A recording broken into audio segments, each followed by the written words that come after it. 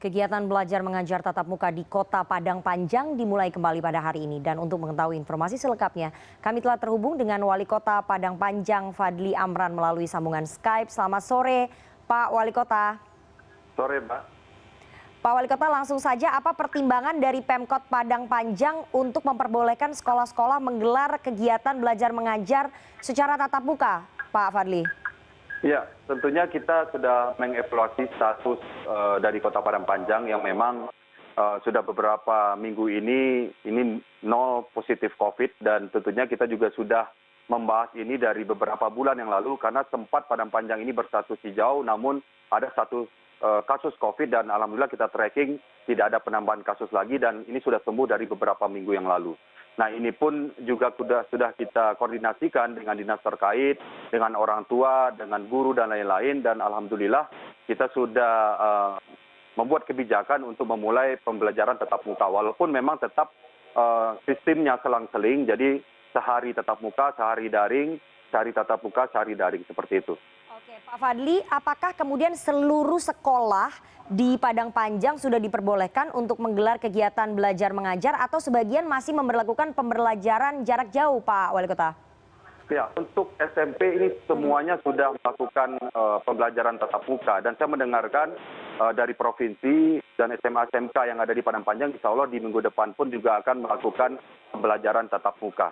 Dan ini tentunya kita diuntungkan dengan demografi Kota Padang Panjang sebagai kota kecil. SMP kita totalnya ada 6 buah SMP di sini, Pak. Dan untuk SMA ada 8 buah, dan ini pun juga menjadi keuntungan bagi kita untuk memulai pembelajaran tatap muka. Sehingga apa? Kita menempatkan petugas di masing-masing sekolah tentunya untuk menekankan dan juga mencek betul-betul apakah protokol kesehatan ini benar-benar terlaksana. Dan kita tidak mengizinkan tentunya ada orang yang keluar masuk sekolah, dan kita meminta untuk anak-anak ini diantar jemput oleh orang tuanya masing-masing. Oke, Pak, tadi Bapak mengatakan bahwa sampai saat ini tidak ada kasus positif COVID-19 di Padang Panjang. Bagaimana dengan proses pengecekan untuk tes PCR-nya ataupun rapid test-nya? Apakah masih terus berjalan, Pak, untuk memastikan tidak ada kasus sama sekali yang positif di sana? Ya, ini tetap berjalan, Pak.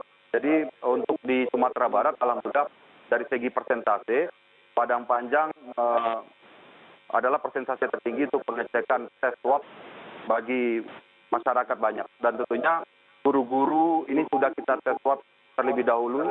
Kita juga memiliki banyak pesantren di Kota Padang Panjang ini, seluruh guru dan siswa dari luar daerah pun juga sudah kita tes swab. Oke, Pak Wali Kota, ini kan bagaimana sebetulnya memastikan fasilitas protokol kesehatan di tiap sekolah di Kota Padang Panjang itu memenuhi persyaratan? Banyak sekali, Pak, sekolahnya. Bagaimana memastikan mereka semua akan memiliki fasilitas yang memadai, Pak Wali Kota? Ya, inilah kita membentuk satgas untuk penerimaan siswa ini, dan kita melihat betul-betul kita mencek betul-betul, kita fasilitasi betul-betul supaya anak-anak memang betul-betul aman ketika melaksanakan pembelajaran tatap muka. Protokol-protokol dasar seperti tempat cuci tangan, pengecekan suhu, ya, pemakaian masker dan lain-lain ini menjadi sebuah prioritas, dan tentunya kita akan tetap mengawasinya. Alhamdulillah kita bersama-sama dengan Ikatan Dokter Indonesia dan IDAI juga mencek betul ke lapangan, dan kita menerima saran dari mereka sebelum kita berani mengeksekusi untuk pembelajaran tatap muka ini. Dan kedepannya tetap akan kita evaluasi setiap hari. Saya meminta setiap OPD di Kota Padang Panjang ini untuk turut serta untuk mengawal proses pembelajaran tatap muka yang ada di SMP kita ini.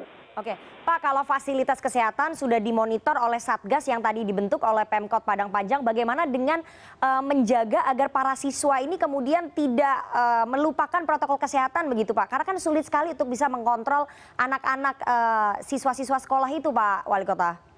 Ya, jadi waktu pembelajarannya pun ini lebih singkat, Mbak. Jadi di kelas itu kita tidak menetapkan jam keluar main. Anak-anak juga makan pun juga membawa bekal dari rumah, tetap berada di dalam kelas, tidak beranjak dari kursi mereka, dan guru pun juga kita tidak perbolehkan untuk keluar dari kelas meninggalkan murid, dan tentunya ini selalu kita pantau sehingga setelah jam pembelajaran selesai, dan itu pun juga tidak seperti normal, ya, mungkin hanya sekitar jam 11 siang pun juga sudah selesai, ini pun kita kawal untuk bisa dijemput oleh orang tua masing-masing. Jadi ini terkontrol di situasi yang betul-betul bisa kita pantau, dan tentunya kita berharap tidak ada penyebaran COVID karena semuanya sudah terkontrol seperti ini, Mbak.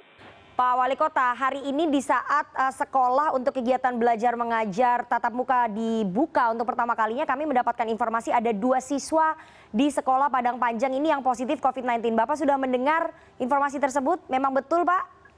Bukan 2 siswa, Mbak. Itu ada 2 warga dari kabupaten terdekat yang kebetulan berobat di Rumah Sakit Umum Daerah Kota Padang Panjang. Memang rumah sakit kita ini terletak di kawasan yang tentunya mempunyai banyak kawasan interland, jadi berbatasan dengan kabupaten-kabupaten. Jadi kita menerima pasien yang berobat di Kota Padang Panjang dan kebetulan ada 2 orang yang berstatus positif COVID dan ini pun juga kita tracking dan tentunya kita berharap kabupaten terdekat pun juga men-tracking pasien ini, Mbak.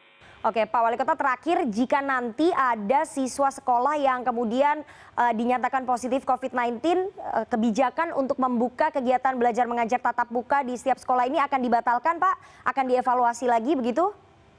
Tentunya, Mbak, tentunya. Kita akan melihat situasi, tetapi saya rasa ini mandatori bagi Kota Padang Panjang sebagai kota pendidikan, kota 1000 Mekah, dan saya tentunya menerima aspirasi banyak orang tua yang tentunya mengeluh karena pembelajaran online pun juga belum maksimal bisa dilakukan untuk anak-anak khususnya di usia dini. Dan inilah solusi yang saya rasa bisa bersinergi dengan sistem pembelajaran daring, sehari tatap muka, sehari daring begitu. Oke, terakhir Pak, terakhir lagi ada masa uji cobanya Pak, berapa lama begitu yang akan diterapkan oleh Pemkot Padang Panjang? Saya rasa ini ongoing progress ya Pak. Kita selalu hadir di tengah-tengah, kita selalu mengevaluasi. Jadi saya tidak memperbolehkan Satgas ini dihentikan pekerjaannya. Begitu juga dengan dinas-dinas terkait untuk selalu mengawasi dan juga tentunya bersama Forkopimda. Oke, terima kasih sekali Pak Wali Kota Padang Panjang, Fadli Amran atas waktunya kepada CNN Indonesia Newsroom pada sore hari ini. Terima kasih sekali Pak Wali Kota. Terima kasih.